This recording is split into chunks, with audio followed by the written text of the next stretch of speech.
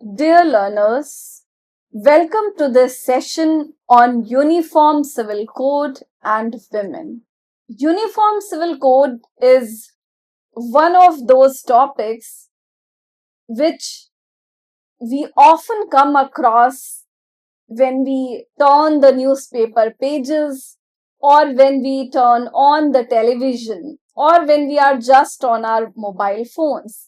Because it is one of the most hotly debated topics, not only in the contemporary period, in the post-independent period, but also within the Constituent Assembly.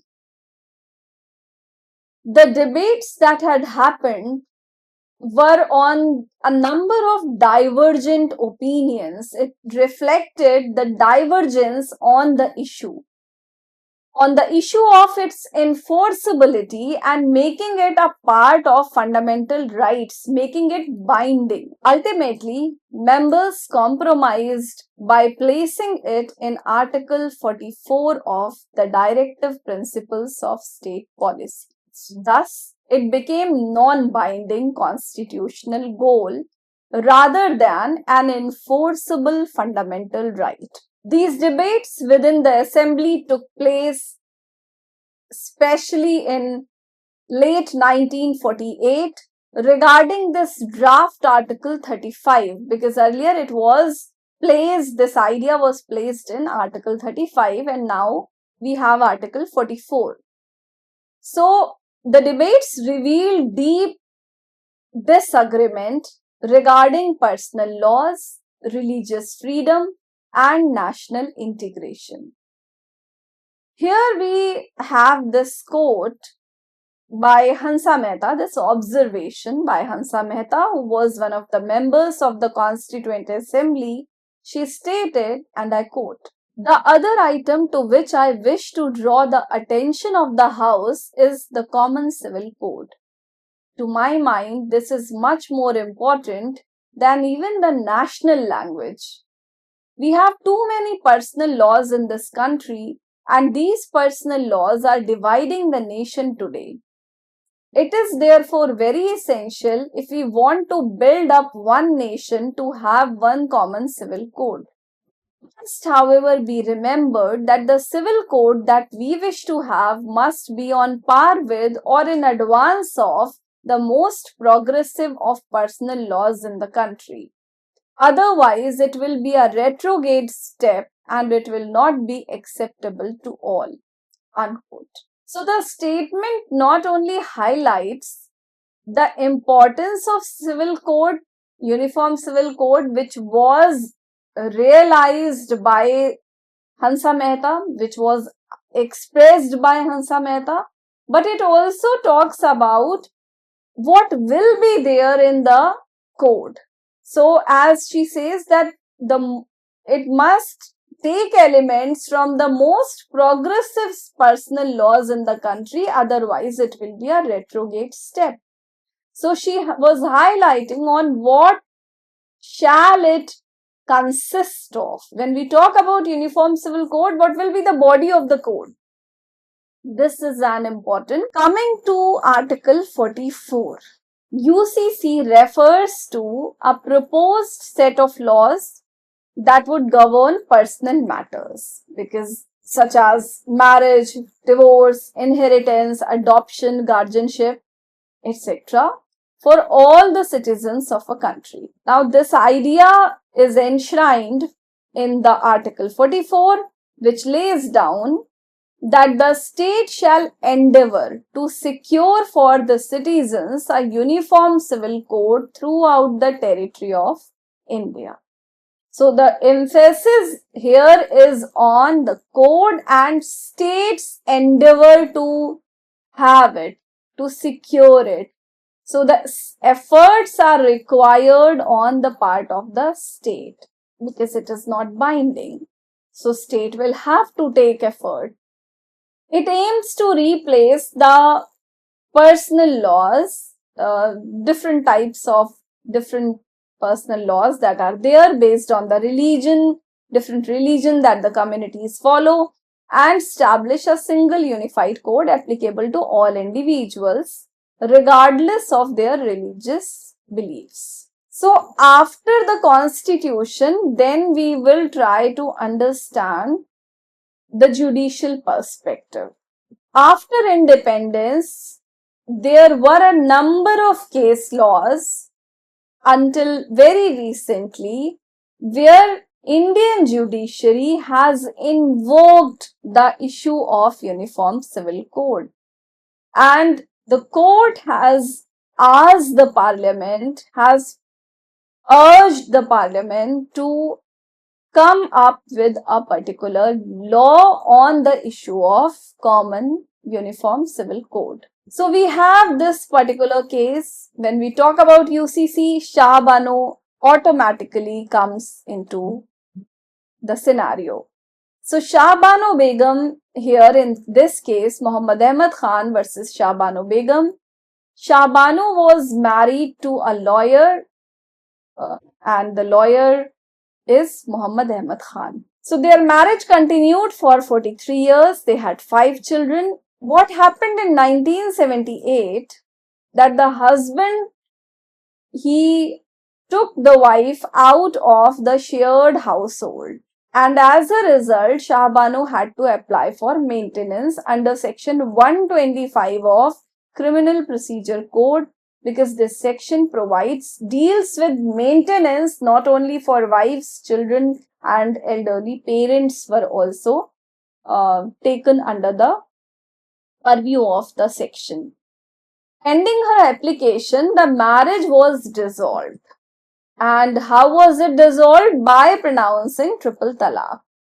And then Muhammad Ahmad Khan paid her the amount of dower, the amount which is given to a Muslim woman as financial security under the marriage contract, and dower or meher is an important component of the marriage contract. So the amount was paid, and then a further sum of maintenance for the iddat period, because after divorce the woman has to stay away from the public, or has to go through certain restrictions, and the period is known as the iddat period, and the objective is to know whether the woman is pregnant or not. So it is called as a waiting period. So here, during this period, the husband, for this period, he had given the maintenance. So he argued, when the case was brought forward, he argued that Shah Bano's claim for maintenance, it should be dismissed. Why? Because she had received the amount that is due to her on divorce under Muslim personal law.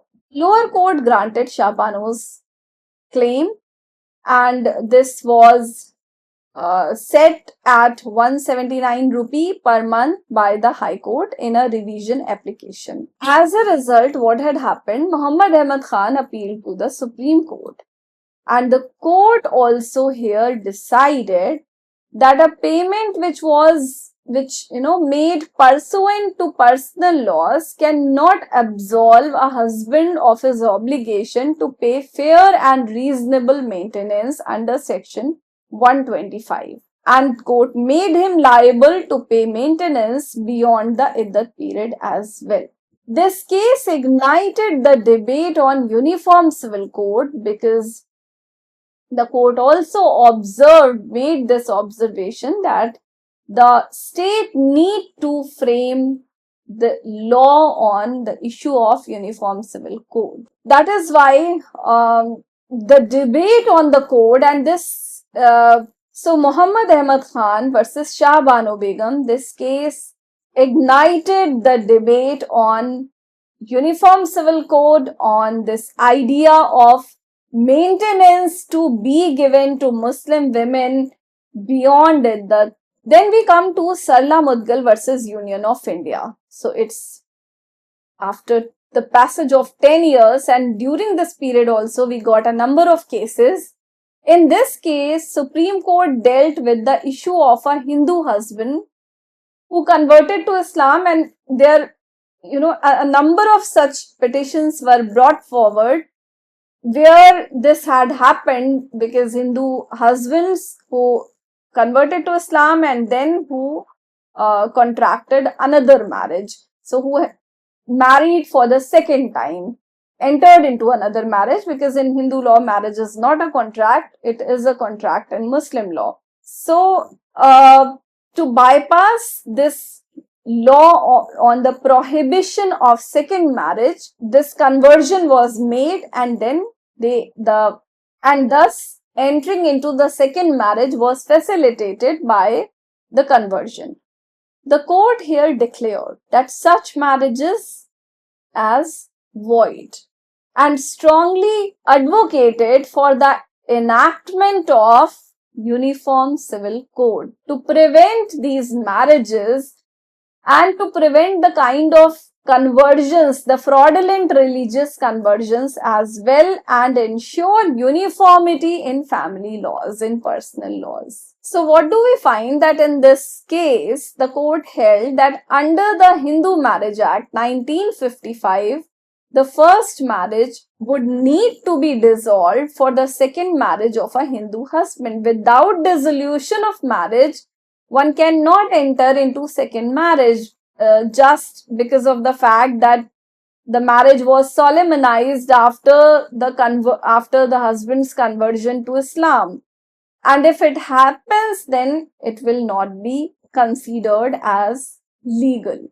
So for the second marriage to be considered as legal, the dissolution of the first marriage is required.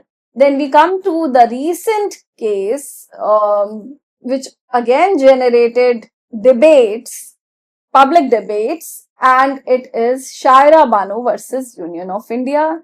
Here also we see that there were a number of petitioners involved. In this case, the practice of triple talaq was declared as unconstitutional by a 3:2 majority of the Supreme Court.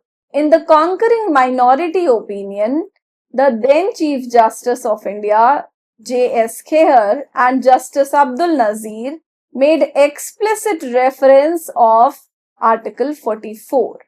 So again, we find that this was one such case law where Article 44 was invoked, which directs the state to secure a uniform civil code for citizens. They argued that reforms to personal laws regarding socially unacceptable practices should come via legislative intervention. So the course of action should be through law, and directed the state to consider enacting a UCC. So we find that in all these cases, one of the issues that the court has taken up was Uniform Civil Code and its implementation. Then we come to the debates, because dealing with UCC, one has to understand the kind of the debates that are still there going on. So debates on Uniform Civil Code deal with the complex issues relating to legal uniformity, because uniform laws would be there, one particular law covering all the communities, all the religions, so it will bring legal uniformity, which is seen as connected with national integration, will bind all the people together, one law, one nation, so the idea is promulgation of the idea of unity and integrity of nation. On the other hand, we have this idea that religious freedom, which is one of the fundamental rights guaranteed under Article 25 to 28, also needs to be protected, where people are made free to practice their religion and propagate that. Another major perspective of seeing this entire issue is the identity politics, the kind of the politicization of UCC that has happened. So assertion of the identity of, and then this majority minority politics, majoritarianism that is seen to be associated with Uniform Civil Code. And then we have this another perspective, which is seeing it through the lens of gender equality, because it will remove the disparities. It is assumed that the disparities which are propagated in the name of the religion and in the name of the religious personal laws will be removed, will not be there. In different personal laws, women's rights relating to marriage, divorce, property, guardianship, adoption, succession are dealt in different ways, where we do have some kind of differences or disparities as well, which are being criticized from different perspectives, reflecting the religious values of one particular personal law. So, for example, for Hindus, we have Hindu Marriage Act or Hindu Adoption and Guardianship Act. So, for Muslims, we have Muslim personal law. For Christians, Parsis, we have different personal laws. And these personal laws somewhere claim to be rooted in the religious ethos, beliefs, values. One also finds judiciary's intervention in the space of personal laws. So, and this was a practice not only adopted in the post-independent India, rather in colonial India also, state has this claim.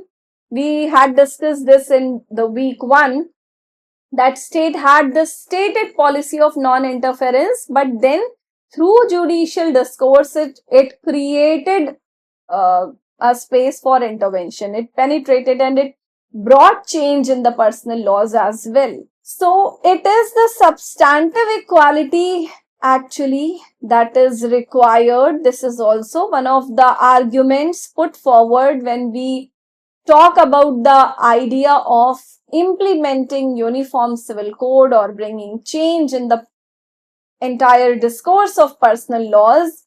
Then this argument is being made that what do we actually want when we especially see this entire idea concept from the perspective of gender equality.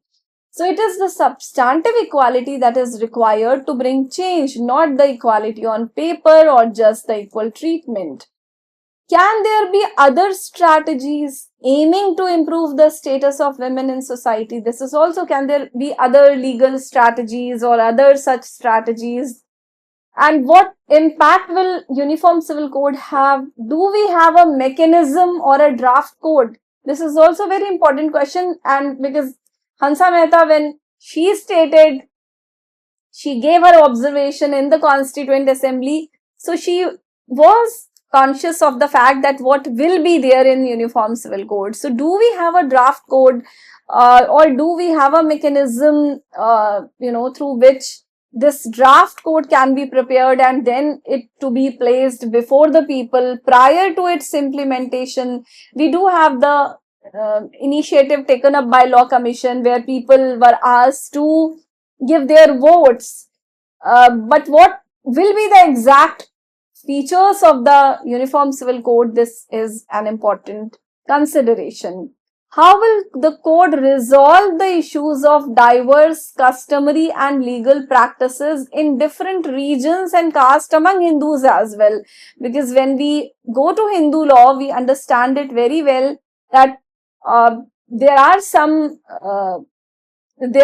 differences on the basis of region, or caste-based differences are also there.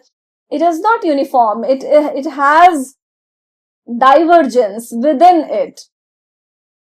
Say, for example, we have the Sapinda rule when it comes to solemnization of marriage, who you can marry and who you cannot marry. But the same rule, we find it being relaxed when we go to South India. So, we need to address these issues, and these issues become critical when we talk about the implementation of Uniform Civil Code. Coming to women activists, feminists, women's rights organizations, groups, one finds divergent opinions among those who are proponents of gender equality on the issue of UCC. There have been voices supporting for internal reform within the community rather than imposing the reform from the outside. The process of reform, the process of bringing a code must be participatory, consultative, and community-led initiative must be there. Women's rights activists have also had different and evolving positions on the issue.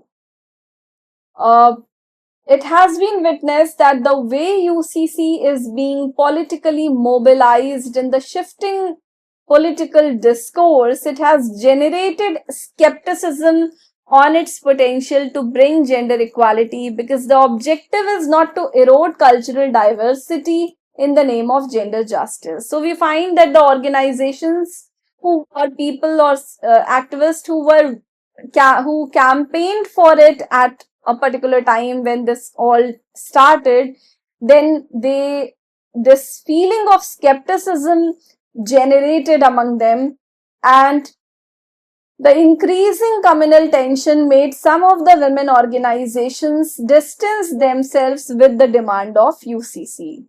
The questions raised by these groups, these organizations, because they raised a number of questions where they were skeptical of the transformation that the UCC can bring, especially in the sphere of women's rights and gender justice. So they raised a number of questions.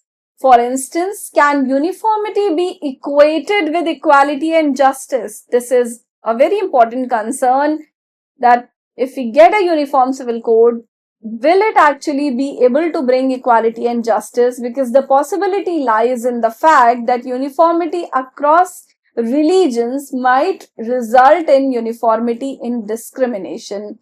So there might be uniformity across religion, but the provisions might turn out discriminatory. This apprehension was also expressed that in the name of UCC, only Muslim personal law will come under the radar.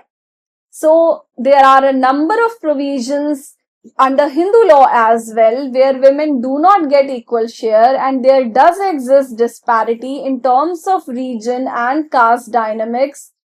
We find that women's organizations on these grounds itself, there were organizations like IDWA, All India Democratic Women's Association, Bebak Collective, Goan Women's Groups, National Federation of Indian Women, who are opposing, now they are not in favor of the implementation of UCC.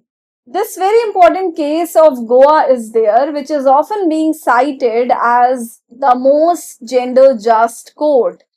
Based on the Portuguese Civil Code, it has a colonial history, and it has provisions like daughters inheriting equal shares of their parents' properties, and wives inherit half a couple's common assets after divorce. So the code actually gave legal recognition to the concept of matrimonial property, and that is why it is often being praised. So it has this code of usages and customs of Gentile Hindus. So this is one particular specific code dealing with Hindus. And it is important to note here that there exists space for second marriage under this code, if on certain conditions only, and the conditions relate to the delivery of a child or begetting a male child. It has been put forward by Albertina Almeida, a lawyer and a human rights activist, that the Goan Civil Code includes provisions that enable a husband to control and manage and to dispose of property, such property, matrimonial property, even without his wife's consent in some cases.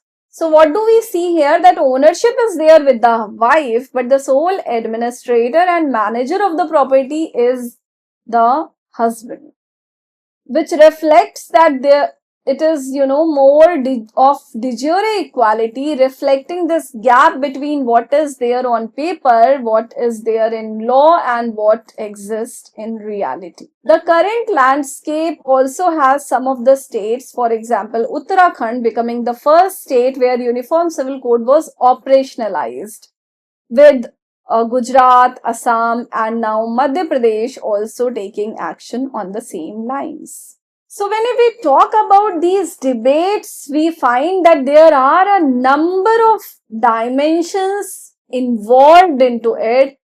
the multifacetedness of this debate makes it more complex to understand. Thus, we see that the provisions of Uniform Civil Code has undergone multiple shifts from reform to its politicization. Analyzing it from the perspective of women's rights, it can be said that the state should take initiatives for community-led, inclusive, and participatory reform.